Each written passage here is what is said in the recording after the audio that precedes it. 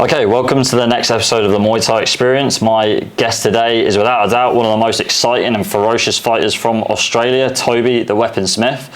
Toby is a multiple-time world champion and has shared the ring with some of the biggest names in the sport from Australia and across the world. We're going to discuss Toby's journey so far and what he has planned for the future. This episode is also sponsored by Toby Smith. Toby has started a Patreon where you can have full access to online tutorials and technical breakdowns from the man himself for a small fee. You can subscribe to Toby's Patreon by clicking on the description below. All right, here we go. How are you, mate? Going on, mate. Good to see you, mate. Yeah, you too. Dude, let's go. Let's do it. So, I like to go back to the start with all my guests. So, where did it all begin?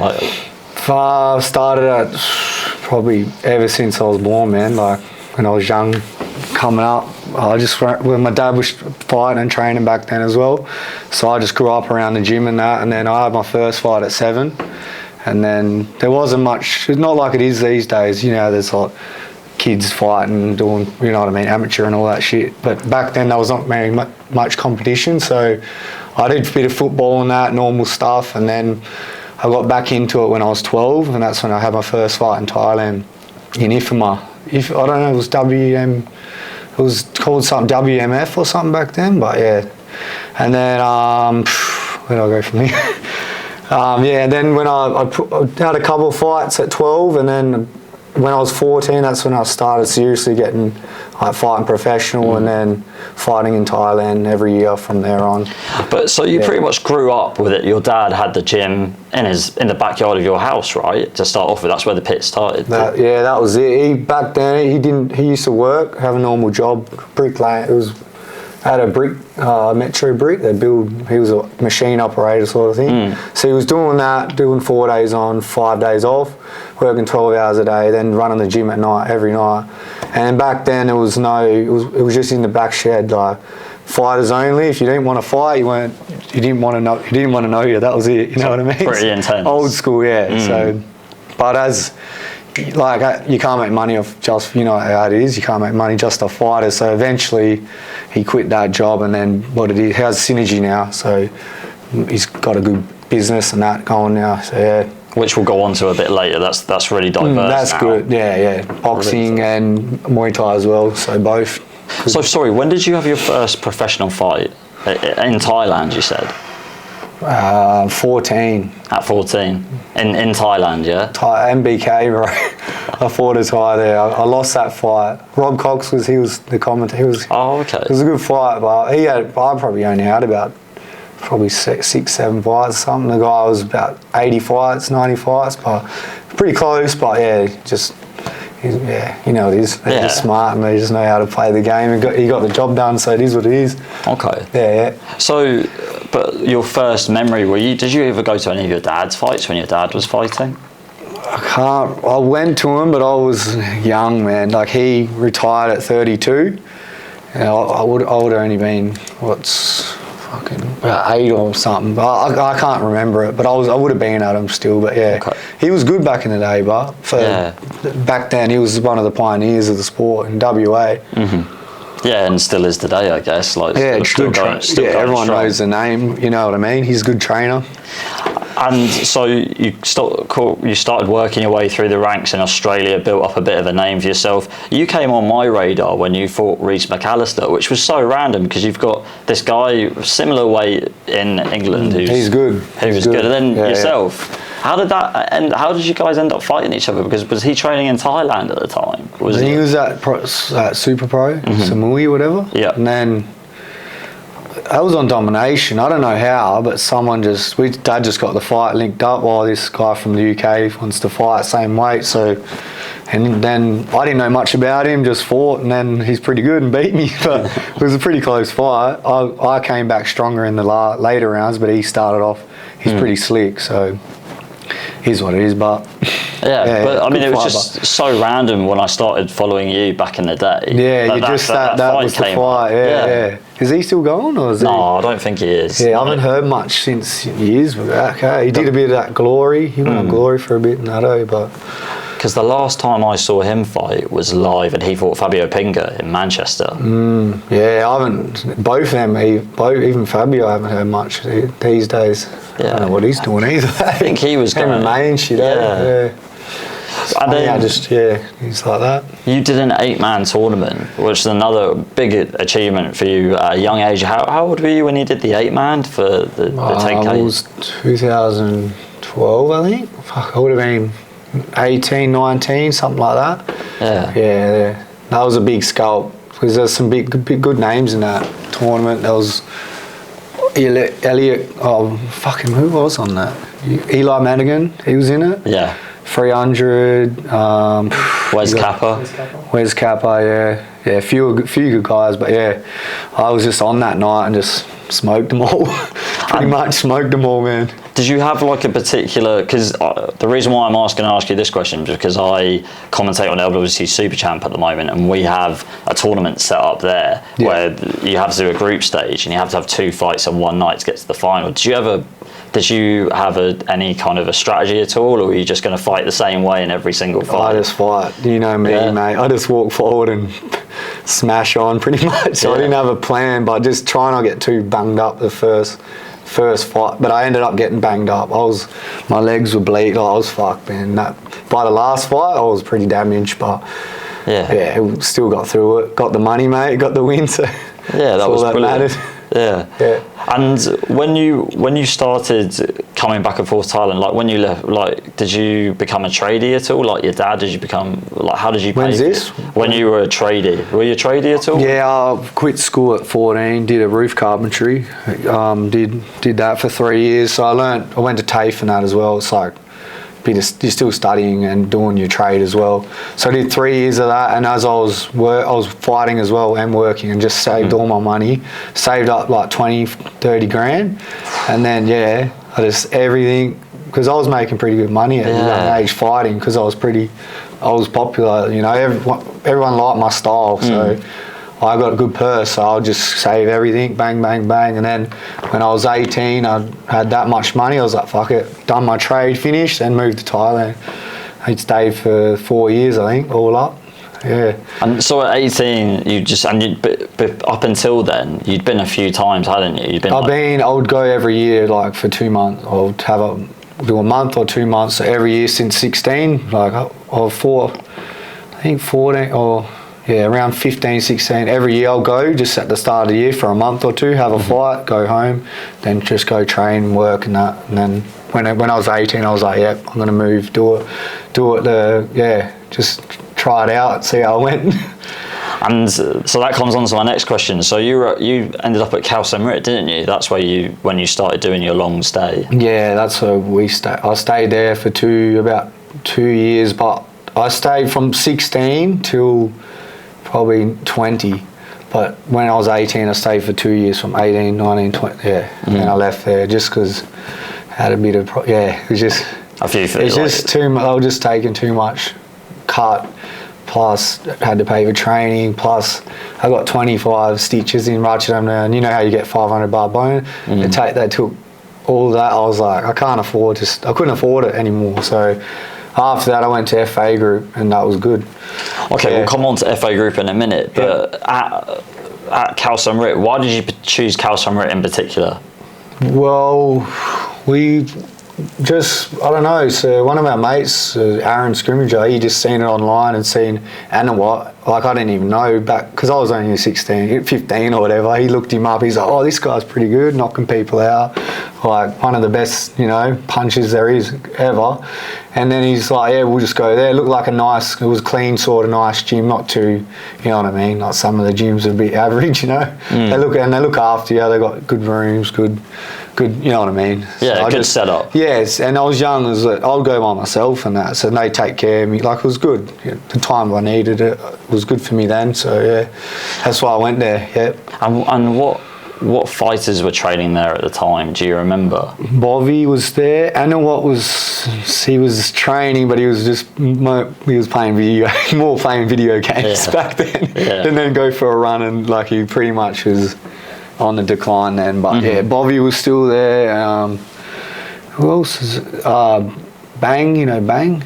No, Naka Kaewsamrit, he was pretty good. Okay. He used to fight in Omnoi a lot, and Shannon Chai as well. I fought him eventually. Shannon Chai Kaewsamrit, he was there still. So, a few good boys there. It was good training, probably the hardest camp, the hardest training I've ever done. When I was there. And what do you mean? Why was it so difficult? Like, what do they get you to do every day?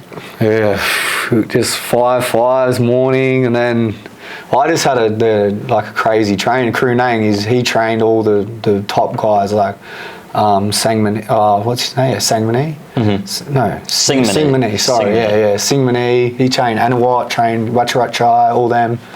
So I just picked him, and he's an aggressive style pad holder, like blah, blah, blah, and that's my style. So he knew what I needed to work on. So he would just get me fit and then when I fight, I would be pressure. You know what I mean? Pressure style fighter. So yeah. Okay. Yeah. And when you were there, so this is when you started doing the long stays. What kind of deal did you break with the gym? Did you get a bit of a discount on staying Little there? bit, yeah. But I still, if I could go back, I wouldn't have stayed in the gym. I would have stayed out because it's too much, and you barely eat at the gym. And I don't know. It's just if I did it different. But I was only 18. I didn't know. You know, when you're 18 to now, I've got more knowledge to back then, you know what I mean? So I would have done it a lot different. But yeah, it was just too much in the end. They discounted me a little bit. But yeah. But it is one of the ways to burn fighters out here when you stay at the gym and you live at the gym. And that's what I tell people that come here. That I tell them don't live in the gym, live outside. You need your own life as well. Otherwise, you know what I mean? They want to know where you go, you know what I mean? You don't really have you can't do your own thing. They want to know everything. Why you're not trained? Like, just calm down, bro. Like, I was having a day off, dude. I'm fucking pretty burnt. You know what I mean? Like, you just need your own life as well. You can't just fully on training and only training. They're just too. I think it's better now to then, but back then it was old school, like just pads, clinch, bar, bang, bang, every day, twice a day. So one of the fights that you had for Kaewsamrit was when you fought Daratong, who was one of Somrat Sorkham Singh's fighters. Yeah. And that when because it's talked about that there was a big bet between 200,000 baht. Yeah, it's probably about about 10 grand. Yeah, something like that. Something like that. Yeah. And how did you? Was that the first time that the gym had bet on you at the time? I think they were doing bets already, but on the night they would bet.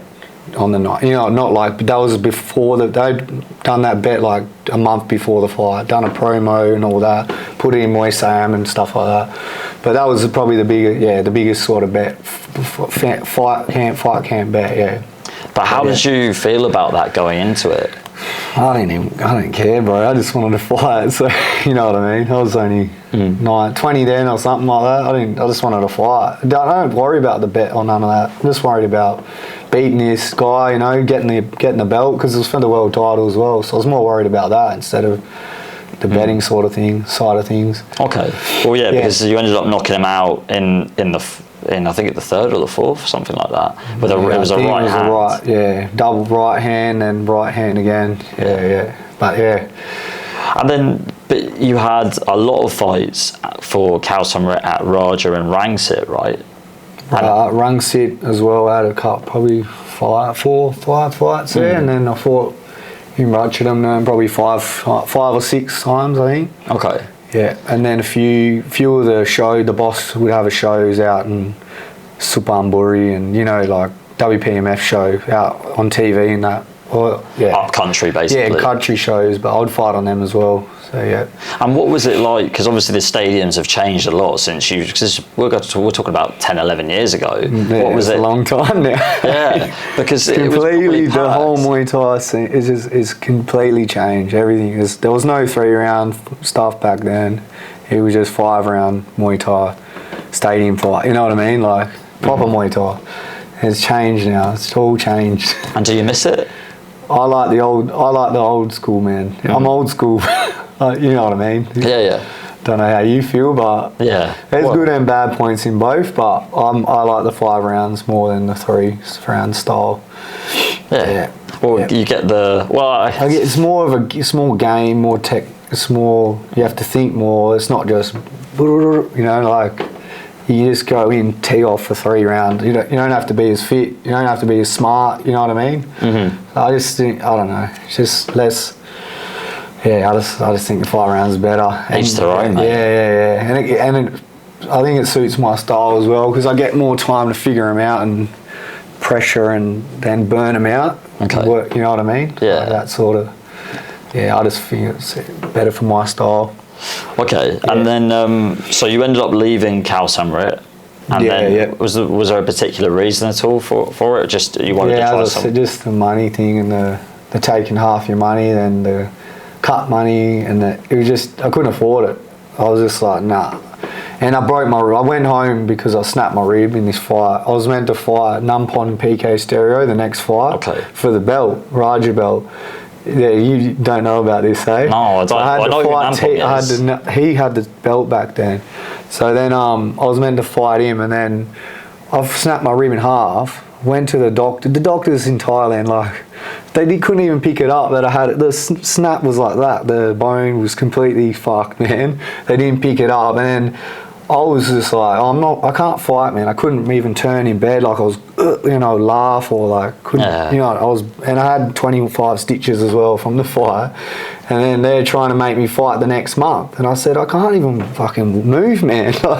So I just bailed and left and then I never went back. I just said, nah, this is too much, man. Like, I missed out on the Raja belt, but I would have just one kick, bang, I would have got knocked out. So it was, there's just no point in it, and plus that was the end of my Kaewsamrit time there. You got burnt out. Yeah, I was just pretty much like, nah, this ain't for me. And not looking out for me either. You know what I mean? Like it was just too much. Which is a shame, really, because you would have thought that they'd. Well, Krunang, he's good, man. I love, like, he's like a dad, Thai dad for me, you know, because he looked after me. He would say like, oh, why didn't they look out for you? Because when I built my own gym, he ended up coming to my gym. I was paying him to train me in the end. But yeah, I don't know, it is what it is. But yeah, what can you do? But from there, so after you've gone back to Australia, you've healed yourself up, and then you came back and you were looking for another gym. Which gyms did you go to, and how did you, we obviously know where you ended up, but how did you end up there? I went to Air for a couple of weeks, but I felt that the tyres were too small, and I was 70 plus or 80 kilo, whatever, you know, and the tyres there, the Sitsongpeenong, you know, they're only like 55 kilo fighters. So I went there for a couple of weeks, tried it out, and then a mate from Queensland, Benny Lane, do you know him? No, I don't think so. Queenslander, he was training at FA group, and back then there was just him. He was the only foreigner, so he was like the original. And then it was just tyres and one for Falang. And then he brought me there.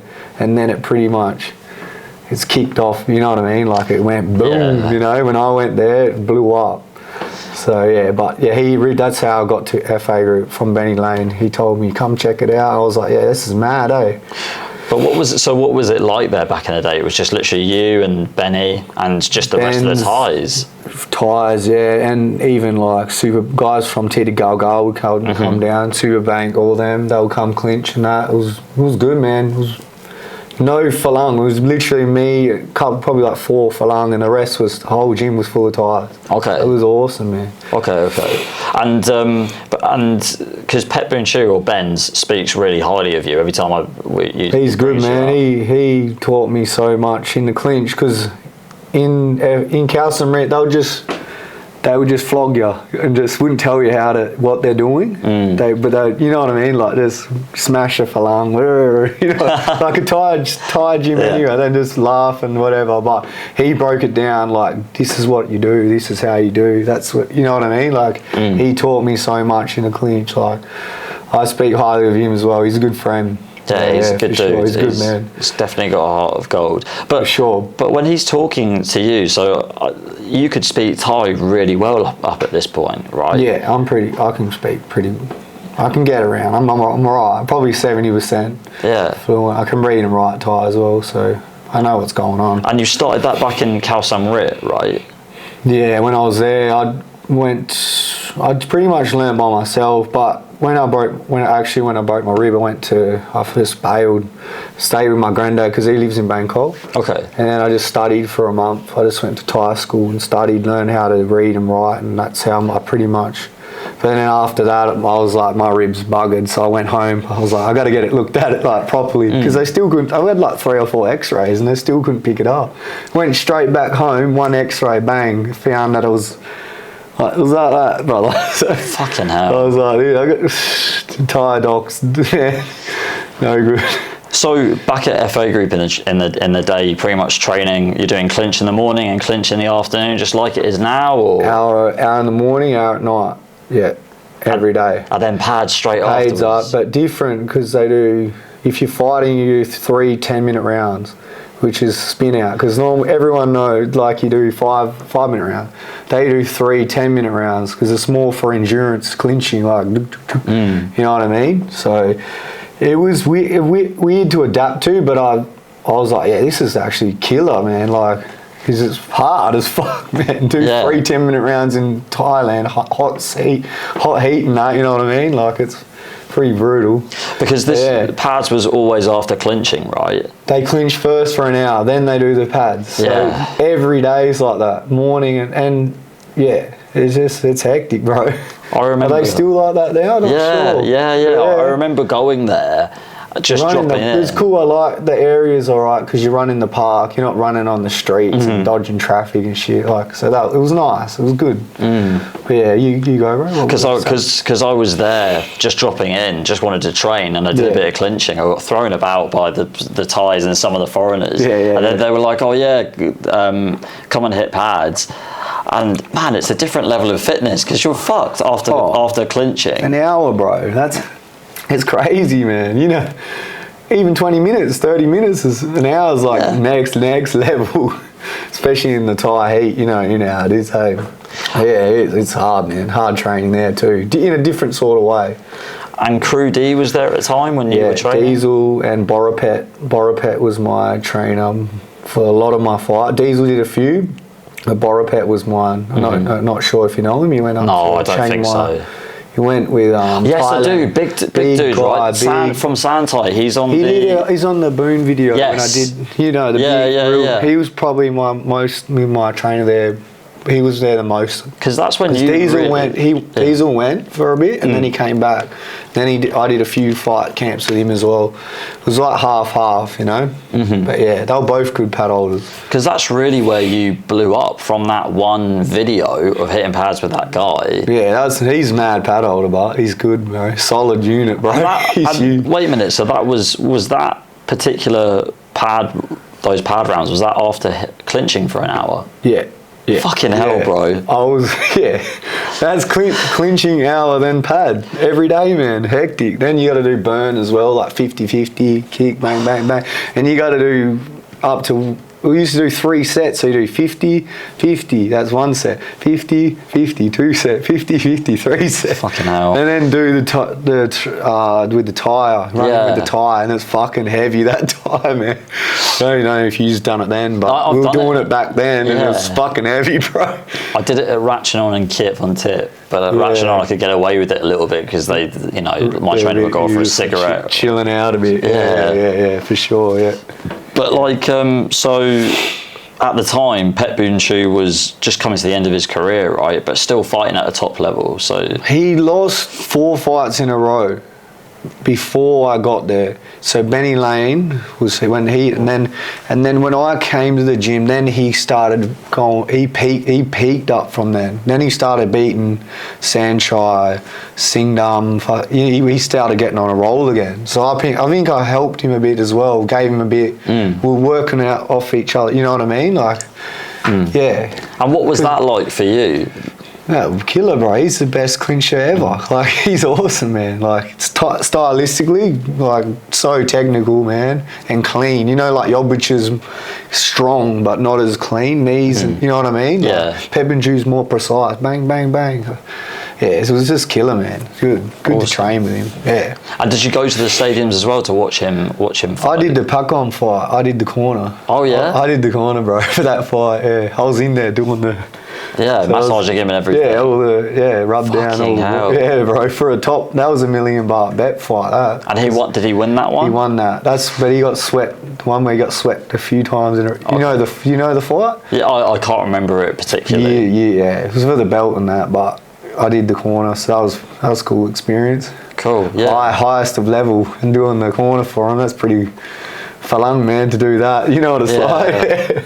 Crazy, eh? And then especially because I had to do this for Josh Hill last year. Yeah. I wasn't in the corner with him, but I was on the outside because Josh didn't understand how the betting works. And I tried to ring him a week before, and I was like, Josh, do you want me to explain it to you? He's like, no, it's all right, I'll figure it out. What was this on? This was on Rajdamnern. He fought Konjak. Ball bout in. He's not too bad. He fought Siren years ago. Yeah. He beat Siren for a WPMF belt. He's a bit older now, but yeah. Yeah, a lot older. Yeah. A lot older. He still goes. He knocked someone out the other day with a knee. RWS. Yeah, I know him. Yeah. And Josh, in the 4th round, Bon from FA Groups, because Josh is in the blue corner, Bon's come down. And Bon knows me. And Bon's shouting at me, going, he doesn't understand the gambling. You've got to tell him to go. This is going into the 5th. Because Konjak started to get tired, and if Josh had a huge round 5, Josh would have won, and he was 4-1. Yeah, because it's called a plick lock channel. Like you flip it, bang. If it's like 50-1, you could be losing the whole fight. Then the last round, whoop, you win. If you get a big round or a knockdown or something, it flips. Yeah, it happens a lot. Yeah, and then did he win that? Yeah, he won. Because he done did it. What was the odds coming in? So going into the last round, he was 4-1. So it wasn't that bad. Yeah. But it was enough for him to sort of work his way back in. But he had to do a lot. Big round. Yeah. But the funny thing was, the gamblers were in our corner as well, and telling you what to do. And they said to us halfway through round 5, "Tell Josh to stop." And I was waving at him saying, "Josh, stop!" And he was like, "Yeah, okay." And it started doing a spinning back over, like, "No, what the fuck are you doing, bro, mate? Chill out." Yeah, you've won, bro. It's hard. It's a different game, but completely the stadium to a normal. It's a whole nother thing, bro. And there's betting and what's going on as you're fighting as well. You got to know what's going on, you know. Yeah. When to slow down, when to ease up, when to go, when to chill, when to lock. You know what I mean? It's like a whole nother ballpark, man. It's like good and bad for the sport in a way. Yeah, but it makes you smart, man. IQ wise, fighting in stadiums and betting because you got to think more. You know what I mean? Mm-hmm. Yeah. Because every shot counts. And not just bang, bang, bang, going in there trying to, you know what I mean? Yeah. Okay. Yeah. And then because you didn't doing the research for this podcast. You don't have a Wikipedia, so I had to go through. I know everyone I fought has got one. I don't know why. Well, I haven't got one. You made one for me, brother. I don't know how to do them, though. So I didn't realise this at the time, but when you were at FA Group, this is when you had all your massive fights. So you fought Pettenong, correct me if I'm wrong, Pettenong, Superbon, Thongchai. You fought Jackie or Parinya in Phuket. Yeah, I fought all them. Kem, Elliot Compton, and then John Wayne. So all in FA Group. All of it was through FA. And the fight with Pettenong, obviously the guys from the Warriors of the Moncon filmed that. That was a really good fight. That was a good awesome. Fight, yeah. Good fight. Just too much clinch, but he's champ now at 1 as well now. So he's pretty good fighter, man. Still going, eh? Yeah, he's still going good. But I reckon I won most of it, probably every round in that fight. It was pretty one-sided. I think I was just too strong for him in the clinch as such. Just clinch, just locked him down. Didn't play around too much on the outside because I know he's good kick. Southpaw, kick. I just locked him in, knee, elbow, cut him as well. Speaking of cuts, the next one Superbon then? No, I fought in where did I fight? I fought that P-Tour guy. Remember the massive team? I'll give him a massive hematoma. He said. Do you know the fight? No, I don't think so. Anyway, I fought him, and then 2 weeks later, I fought Superbon. Piotr, That's it. Okay, you know the fight? Where it was around 1. Yeah, because Dad's like, mate, you have to fight in 2 weeks. Just try and get him out of there. So I just went fucking boom, let's go, boom. And lucky it paid off because fucking got him with that, and then that was it. Then I was good for the Superbon fight. I wasn't too bunged up. I was ready to roll. So yeah, it worked out well. And the Superbon fight was a fucking war. Like, you guys just took big licks off each other back and forth was it 3 or 5 rounds? 3 rounds, yeah. He started off good, but then I creeped up on him, second, third, got him tired, man. But yeah, that was a fucking good fight. Everyone loves it. And then you ended up, you fought Thongchai from Sitsongpeenong, right? Or later on in the year. This was around December time. Oh man, this is years so ago. Many, yeah. I think I fought Barinya. Yeah. Or I think I fought Barinya after the Superbon fight. Jackie, he trained my friend in Phuket. He's not bad. He actually went not too bad after. Like, he knocked a few guys out. Like, he's pretty good as well, man. He's got a big punch on him. Isn't there a story behind that? Because you went with, didn't you go with FA Group to? Did you go with FA Group to that fight in Phuket? I always went by myself. Every fight with FA Group, they never did the corner once. My dad, I don't know, man. I don't know. You tell me, brother. All the biggest fight, like the Thongchai. That was in Pattaya. Yes. I went by myself. My dad did the corner with my dad's mate. And then when I went to Jack, when I fought Brinya, some random guy in the Phuket random did the corner. Fucking hell. I was like, oh, fuck it, let's go. I don't care, but it's still a bit weird, you know? Yeah, just a bit. Yeah, just a bit. Just a bit. Just training for the hard fight and just not do your corner. It's pretty random. But yeah, I didn't understand it either, but I was good in my head. Like. See, this happened to me when I joined, because I went to a gym called Ratchanon just before I finished fighting. Ratchanon, yeah, that's the military. Is that military? He was Air Force. And the first fight I had for the gym, they didn't really corner me either, and my mate Lewis actually came to watch, and he met me at the front after I'd done my Y crew to take my Mongkong off. He was like, mate, I don't know what's going on here, but I'm cornering you now. And I was like, yeah, that's fine. I need somebody in here that can speak English. That's just funny. When I fought Cam, I went by myself to China. No one. Nobody was there. No one even rubbed me down. Nothing. Like, literally, I was by myself, and the guy in the corner literally didn't even put Vass on me or nothing. Just give me a bit of water. Didn't even speak to me in the fight. Like, I was just like, I just didn't even want to be there. You know what I mean? Because I didn't have no. It was a bit fun. That's a bit weird. That was weird, man. Yeah, I didn't understand it either. But I was like, yeah, we'll just get someone to take care of you. I was like, oh, man, I'm fighting the Kem, bro. Kem's killer, you know? Anyway, I was just like, by the end of the fight, I was like, fuck, I can't even be fucked me. You know what I mean? It was just a bit like, he smoked me anyway. But it was a hard fight. He was just on, and I was just a bit out of time, you know? But it is what it is. But because you got stops because of a cut though, right? Tiny, bro. Yeah, literally was like that little one. It was like about that big, bro. Yeah. They just stopped it. I was like, I probably wouldn't have won. I was getting bashed anyway, but But I don't think they should. I wanted to go the full rounds, of course, but you know what I mean. Like, but it is what it is. But fucking.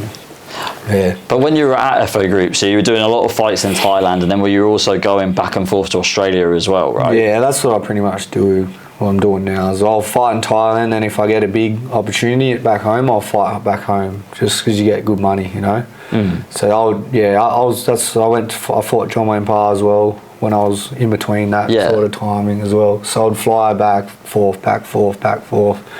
So fight wherever the big fights are, I'll go there, you know. Yeah.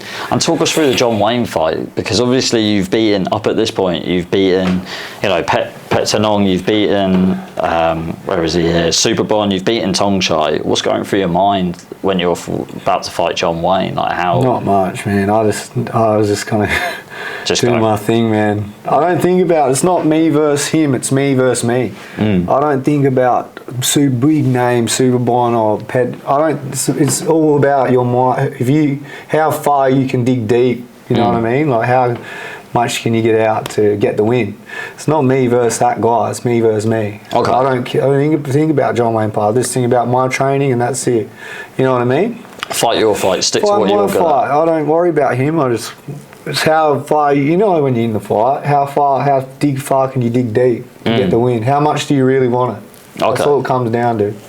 Yep. And then at this time at FA Group, So you know when you said that you'd learned a bit before to not stay at the gym, and were you staying like around like nearby? Like I wasn't staying in the gym when I was at FA. Yeah, I was staying at the CT Condo. SL, yeah. SL residence, just around the corner. Yeah, but you still got your own little thing. You can go home. You don't have to be in the gym 24/7. Did you have a better deal with them compared to Kaewsamrit training? Yeah, I'm paying like 4,000 baht a month or something. Oh, and yeah? then I'll just tip the train. I'll give them a pretty good tip because I was making pretty good money. Like give 5,000 baht to the boss or a couple thousand. You know what I mean? I would look after them because they were doing me a good deal. So I'll give them.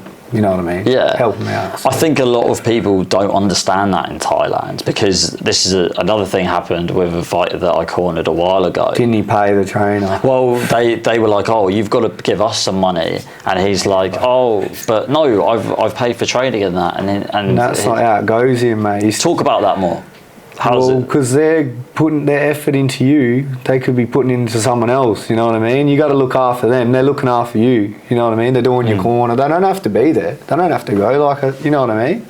So they're training you every day, putting their effort into you. You can, the least you can do is give them 1,000. What's that? It's $30, man. Like, then that's just appreciation, okay? Here, mate, there's 1,000 baht or 2,000, whatever you feel.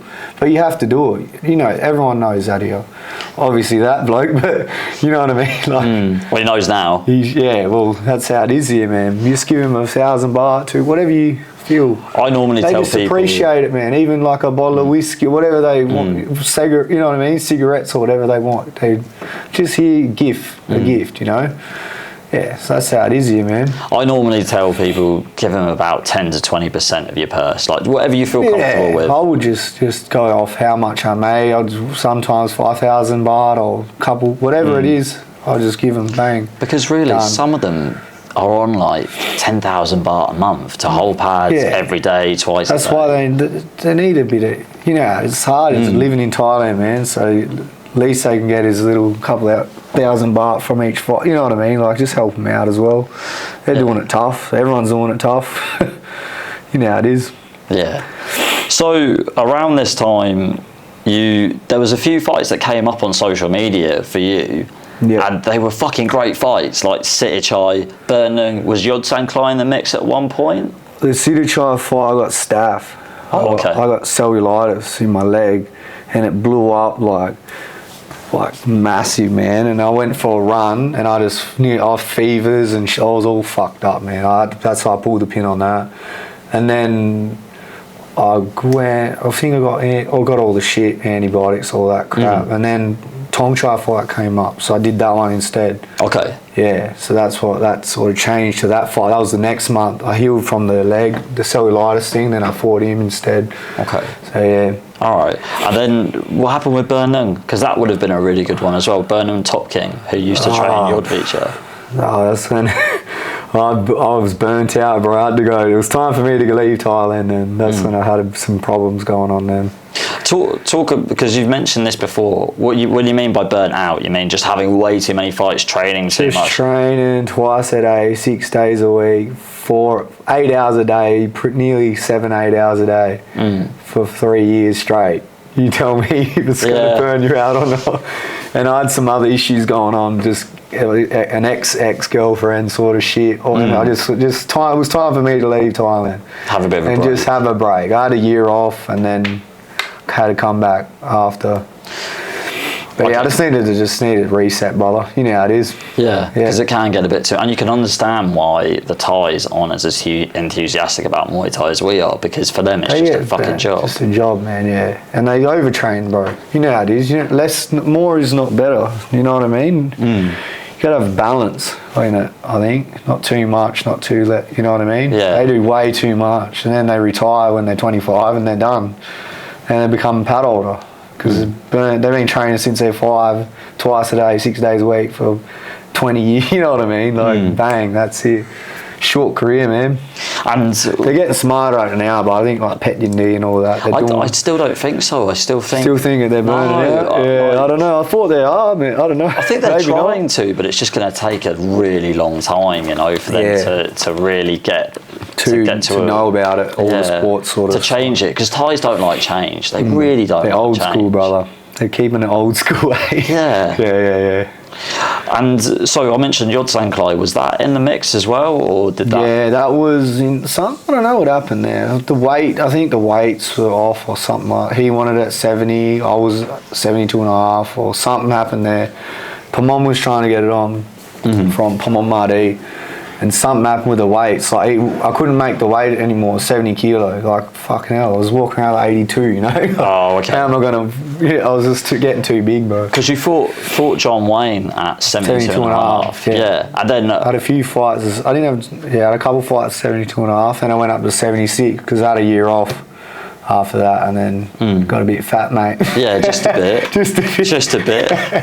Put on 4 kilos, mate. So we'll go on to that now. So obviously you've come to you're the man, but at this stage you've beat John Wayne, you've beaten all these top names by then. Yeah. And then you've come back to Thailand, and out of nowhere there's this picture of you after fighting in Buriram, and your dad's put it on Facebook, be like, oh yeah, Toby's just won. He's made his comeback fight round. Yeah, we didn't talk for a while because I had some problems with the chick, and we didn't talk for like a year, and then I just put that, like I built the gym, started training with Krunang from Kaewsamrit. I pulled him over to help me out, and Mapalong was helping me as well. He used to fight in Channel 7. Okay, yeah. Some wars, man, with Siui and that, you know. Do you know him? I recognise him a little bit, yeah. Well, anyway, yeah, he was helping me a little bit, just clinching and stuff like that. And it was just me, Krunang and Mapalong. That's my gym. That was all that was there. No, just the two people? The two people. And then we fought that fight in Buriram. Yeah. Went up there, then just... And had you been to Buriram before you went? Nah. What did you think? Because I've been there a few times. I fought in the jungle, bro. Like the full jungle. Like the bloody thing. The ring was like holes and it was all fucked, man. It was crazy, man. Like just, you know, the jungle fights, bro. Full jungle. It was like, I don't even know. It was for like a party or some... I don't even know what it was.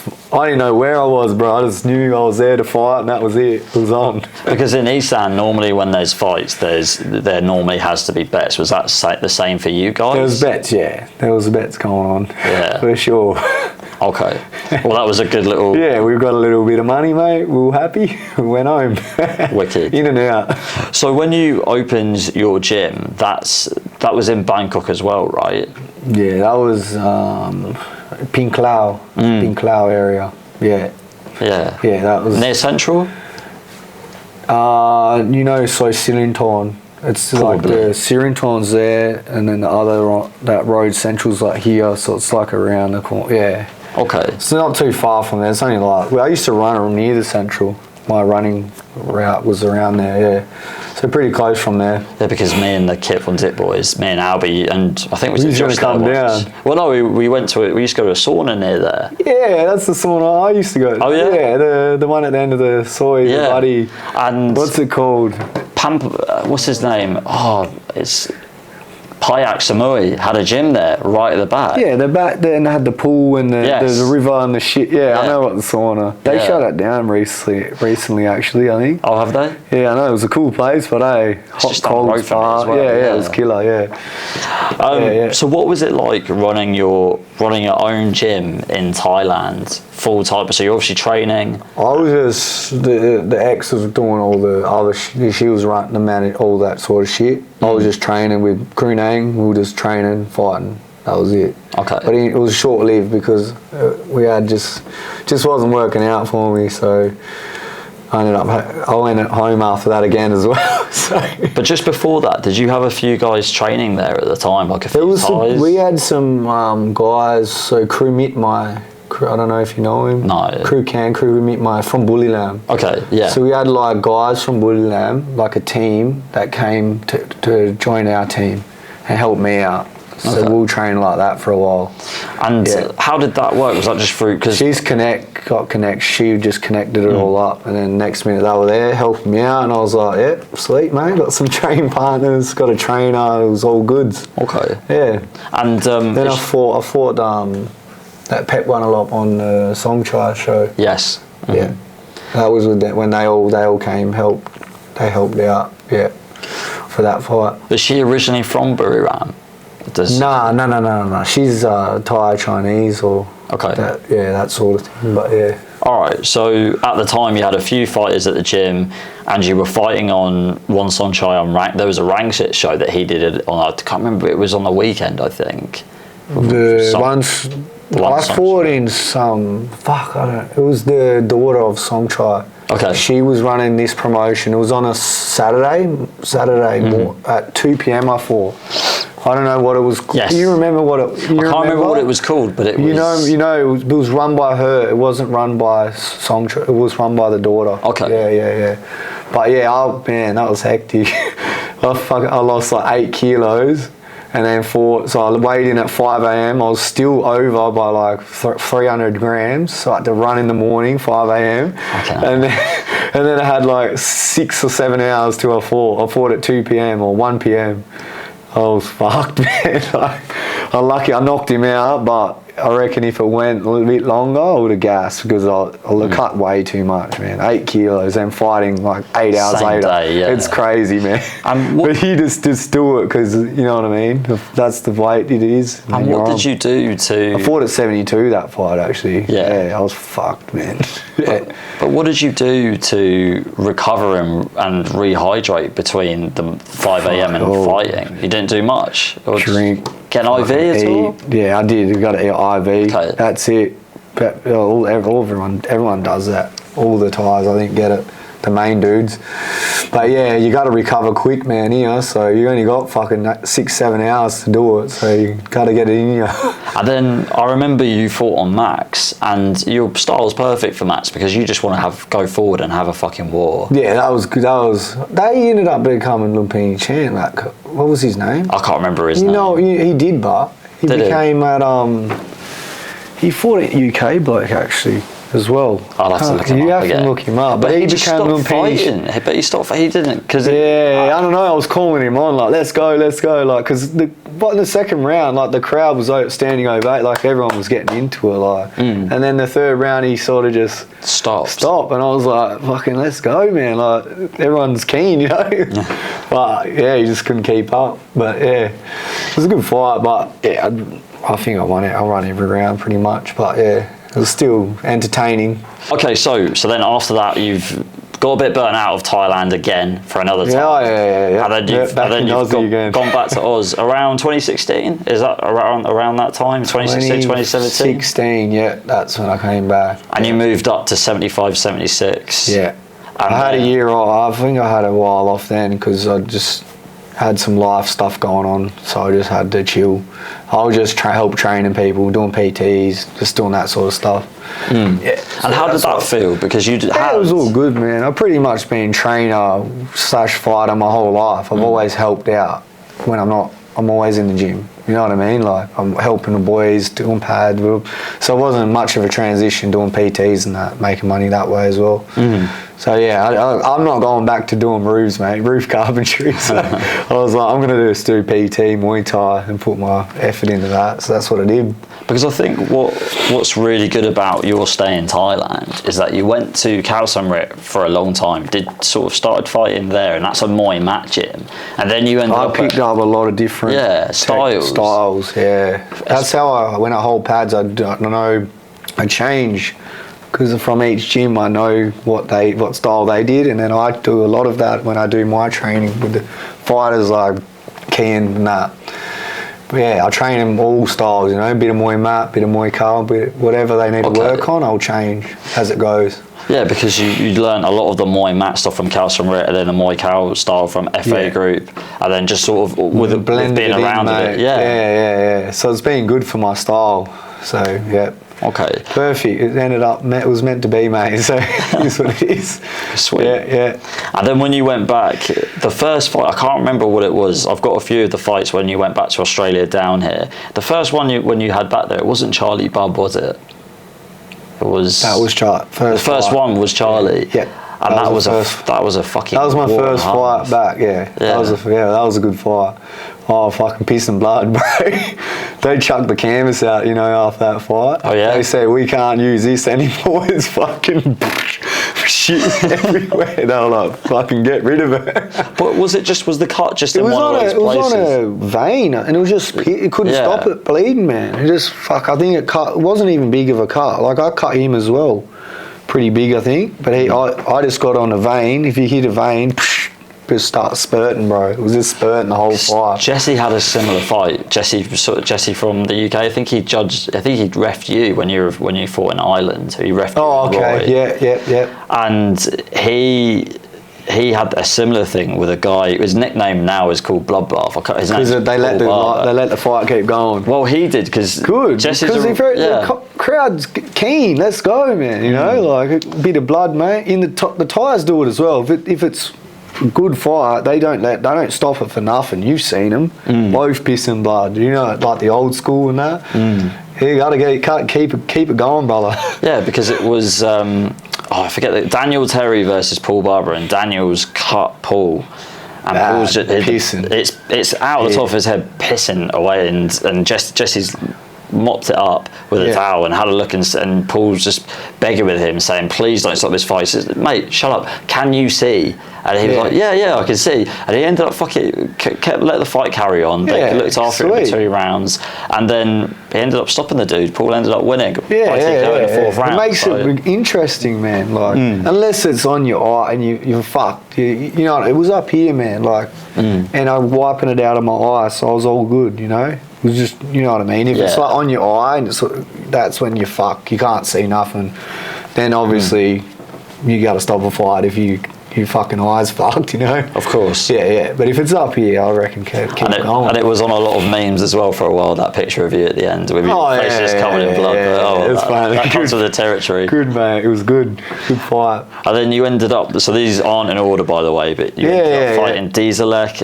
Did you fight Dieselek at one point? Dieselek, top kickboxing. Yes. Yeah, I stopped him with an uppercut elbow in the clinch. I just went, and that was it. I think that was round 2 or I think it was round 3. Okay. Yeah.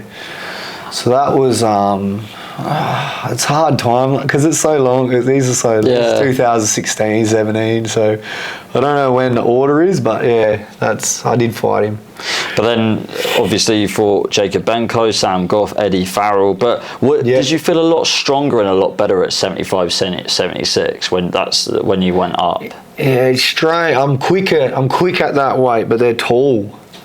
I'm short now. Before I used to be the tall at the 72.5, 70. I used to be always the taller fighter. Now 76, I'm fighting giants, bro. Like Benko and Hamza, and they're like 6'10", 6'9", 6'10", and I'm 6'1". Fucking hell. George, man, like 6'4". It's huge. They're huge, brother. Like, I don't know why that weight, but they're just massive, man. But before at the 72 and 70, I was the tall guy, skinny, tall. You know what I mean? So it was not hard to adapt, but you just need to change your style. Like, I just had to change my style a bit more. And because I commentate a lot on small versus taller fighters. Normally, correct me if I'm wrong, but normally the best way to fight a taller fighter chop that tree down, brother. Chop the leg, chop the leg. Chop the leg, dump them in the clinch, try and sweep them a lot, try and fuck with them a bit like that. Body shots. A bit more tricky, Don't let them use their range too much on you. They kick and long knees and get teeped in the head and shit like that. You know what I mean? Yeah. And then, so obviously now you're still fighting.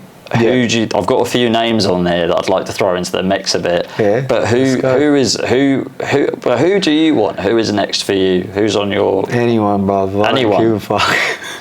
So I'm gonna have a last run crack in Thailand. I'm gonna give it a good crack here, and then I'll probably call it a day. So a year or 2, I don't know how long the run is, and then I'm gonna build a gym and do my own shit. Oh yeah. Okay. All right, we'll come on to that. Whoever wants it can get it. Who wants to smoke, come and get it, bro. Okay, we'll come on to that, the gym and everything in a minute, but I'm just going to throw a few names out here. So Jay Tonkin, David Penapede. Yeah, I think that might be next year. Jay Tonkin. Yeah, we were talking about it on Hardcore. I was in Sydney, Melbourne. I think he's in Melbourne. Yeah. Okay. He was saying maybe that fight, so maybe that might be happening. Yeah. I think I'll be keen.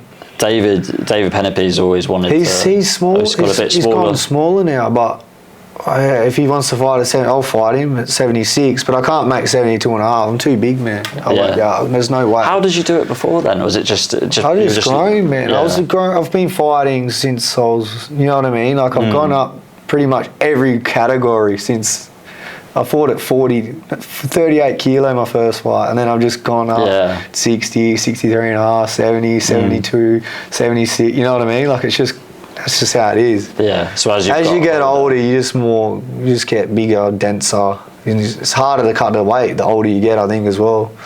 You gotta look after yourself, man. You can't keep dropping them big cut. You know what I mean? Cut too much. It's not good for your body either. Nah. You sort of have to get that point where you're like, all right, it's getting too hard for this weight. All right, I might go up a little bit more. So there's a few ties on here. Tengning. Yeah. Sitsongpeenong. Well, Sitsongpeenong's training at Venom at the moment. Yeah, I was clinching him the other day, but yeah, last year actually when I went to Venom, I was training there. Okay. He's not bad, yeah. He's good. Kitty as well from Thai Fight. Yeah, you said the name. I didn't know the name. I don't know the name. I know Dengnung, but I think I might fight. They were talking about me and him on Thai Fight. Okay. Soon, so we'll see. I'm not whatever, brother. We'll see what happens. You kind of answered my question already because we've got Emerson Bento fighting Dempanong Paran 26 for the Lumpini title in 2 weeks. But I think it's at 72 and a half. There's like no way that you can make that weight anymore. No. There's no. I'll die making that weight, bro. It's not worth dying for, that's for sure. You know what I mean? Is there a rematch? Do you reckon? Would you like a rematch with George or Hamza on the horizon at all? Well, if it makes sense, makes sense, brother, I'll do it. But for now, I'm in Thailand. But if there's a promoter putting it on with the money, I'll do it. Okay. You know what I mean? So you're pretty much open to all open offers? to anything, bro. I'm pretty much based in Thailand, and I might be fighting in Ireland in October. So brilliant. I'm just on Siam Warriors. Yeah, back in Martin Horgan's show. Yeah, cool. In Cork. So what was that like? Because was that the first time you'd been across the island and you went to England for a bit as well? Yeah, I went and saw my family and all that. They're all in Essex. First time I've seen all of my family. Crazy, but yeah, I went there, went to Ireland and then England as well. But it was good. It was pretty fucking cold, but pretty cold. It is, mate. And it was a bit of a shock the time and getting you, because we went there like a week before, but to acclimatise was like, it takes you like a couple of days to get in the, you know what I mean, the time frame. Like you're up at like 3 a.m. pinging like, fucking hell, thinking it's like 8 a.m. or something, you know what I mean? Like it takes you a while to get used to it, but yeah. Okay, all right. Next time I'll be more prepared for that, I think. Let's just go back like way further back. So obviously you're growing up in the pit. What was it like being around? Like, so you had your dad, Clint as well, right? Clint is one of the main. He's been pretty much with me since the start. Yeah, since day one, brother. He's the hell. He's solid dude, bro. Yeah, so talk a bit more about Clint, because I don't think there's not a lot out there about. He's had 50 fights, man. He had 50 fights. He's won a couple of Aussie title belts. Okay. A few state belts as well. But yeah, he was decent, man. He knocked out Chris White. Needed a head, I think. And then who else has he fought? He fought everyone back then. But do you know Chris White? He was a pretty big name back in the day. My Aussie knowledge on the Muay Thai scene was really good. Was really good back in the day. It's gone off a bit now. Yeah, it's gone a bit off a bit now. Yeah. Back when it was the heyday. But to be honest, I just think the judging over there is so bad, man. Oh, brother, don't get me started. Yeah, they scored fucking hands too high. Brother, you know what I mean? You can't win a fight just boxing and low kick. You gotta kick your knee or elbow. You know what I mean? The judging there, the judging's not great, but the fighters are great. The trainers are great. I don't know why that is. I think it's getting better because, like Roy in that, he was a fighter. Now he's a good fighter. You know Roy Wills. Yes. Now he's doing that, the judging ref. So it's sort of like a new wave coming through. So hopefully it gets better as time goes on. But you know what I mean? We'll see. See what happens with it. Yeah. So obviously your dad's been your coach for forever pretty much. What's the pros and cons in having a dad as your coach in a way? It's hard. Tension, brother. Yeah.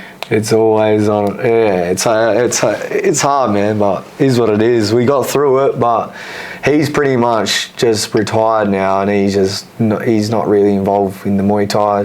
He's done his thing, made champions, made a wicked gym, worldwide known, you know. So he's just kicking back now. He's living in patio and just doing his own thing now. So Roy's running the gym, but yeah, he still goes there every now. He goes 2 months here, 2 months Oz, 2 months here, 2 months Oz. He does that now. So he's still involved, but not as much as he was before. Done his time. He's done his time, and he made his champions, and now he's Roy's doing the thing now. You know, it's up to Roy now to do the next lot of champs.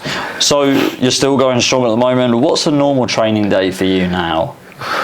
I'm being more smart because I had an injury last year, overtraining.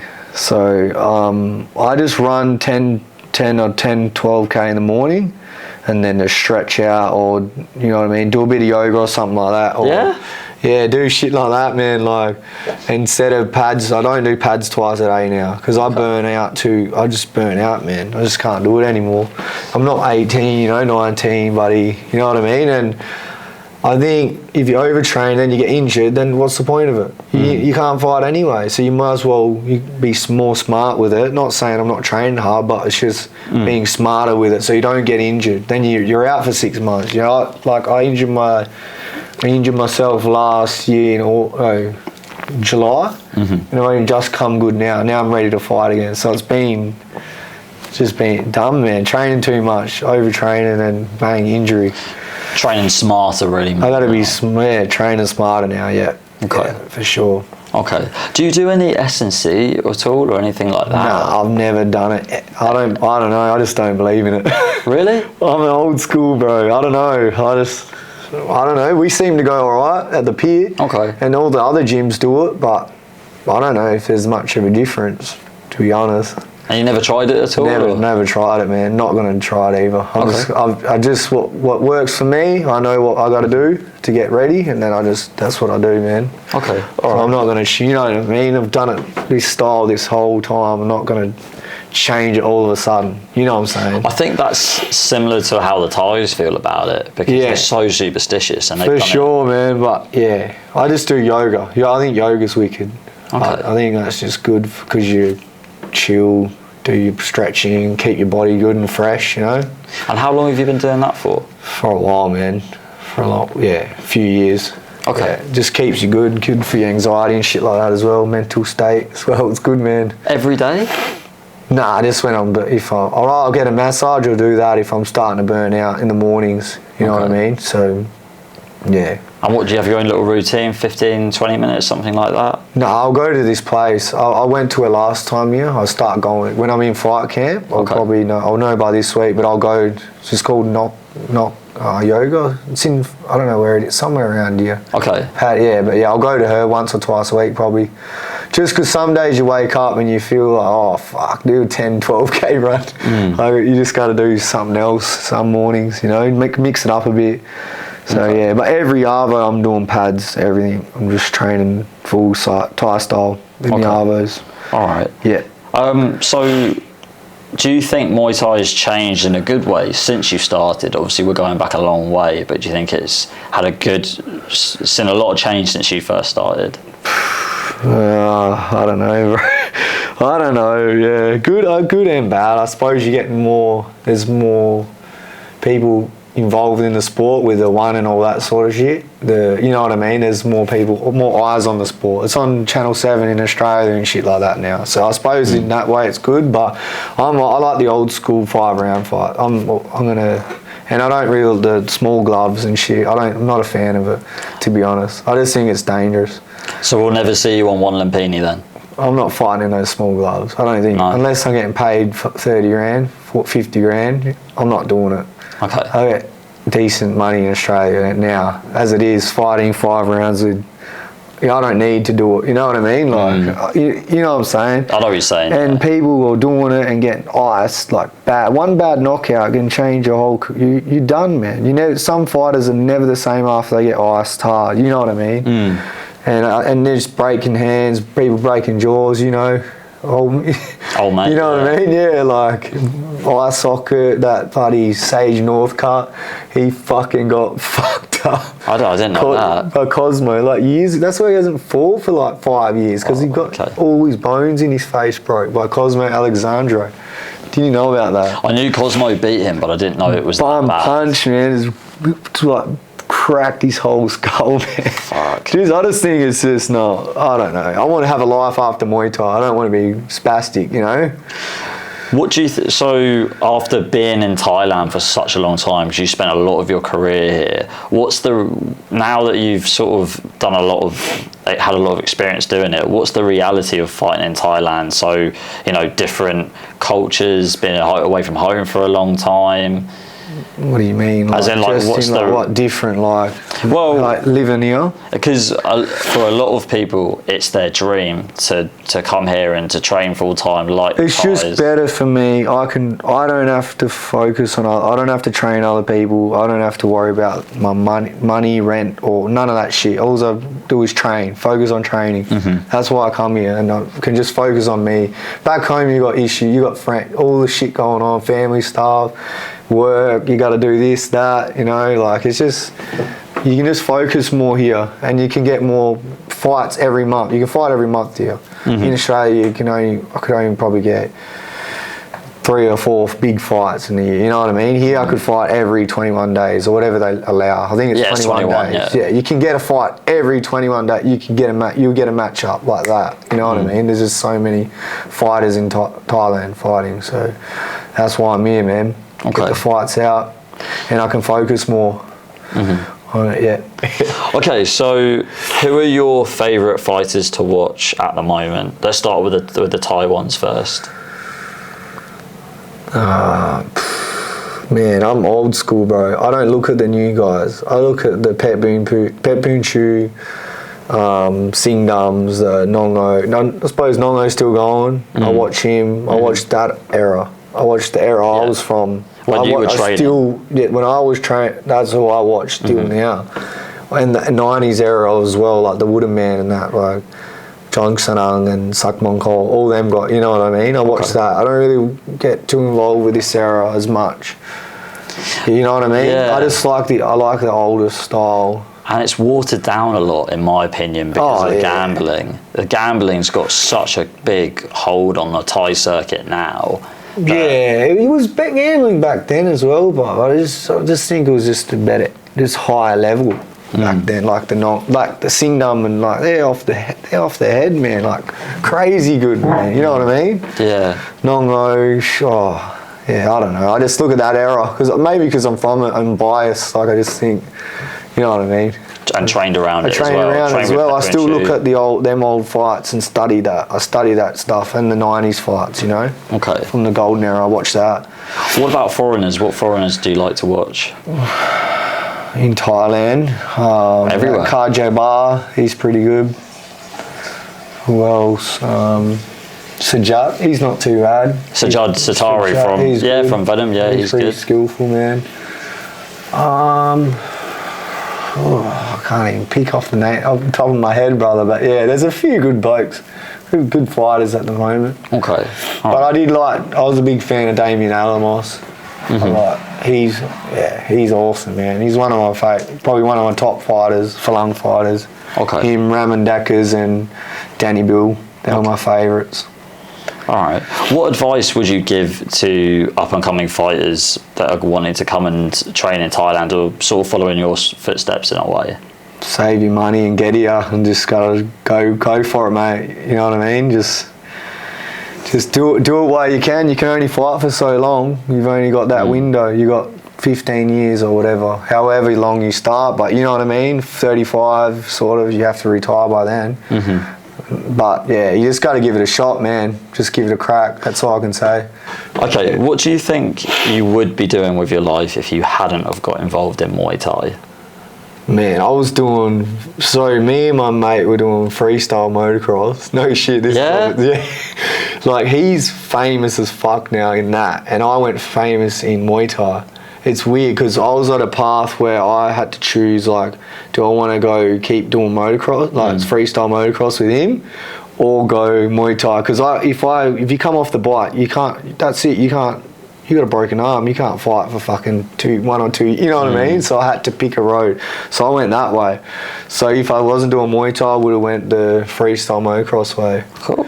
Yeah. Wow. It was a spin out, eh? Yeah, just a bit. Yeah, but I can see it because I know your old man has always been around bikes. Bikes, yeah. I was doing that from riding bikes ever since I was pretty young, man. It's the same time I was boxing. I was 7 years old. I had my first dirt bike and that. But yeah, I was involved in that. Pretty cool. Racing as well. Done a bit of racing. Did you do? Because I don't know how that works. Were you doing that regularly, like every weekend, or? I was racing for 1 or 2 years. I was doing Supercross and then I did motocross as well. But I like the freestyle motocross more, like with the ramps and you know what I mean? Yeah. Yeah. So I was probably going to go that road if I didn't have but I always had Muay Thai. So I went that way, you know what I mean? Yeah, yeah. And so going forward to the future now, you kind of touched on this a little bit. How many more fights do you want to have? I'm just giving it 100%, brother. One last big bang, and then I will see how it goes after that. Yeah. And you mentioned the gym earlier on. Are you going to do that in Thailand or in Australia? I don't know. After fighting, I might do the seminar thing for a while. Just do cruise around. Because once you got your gym, you're locked in. You're stuck.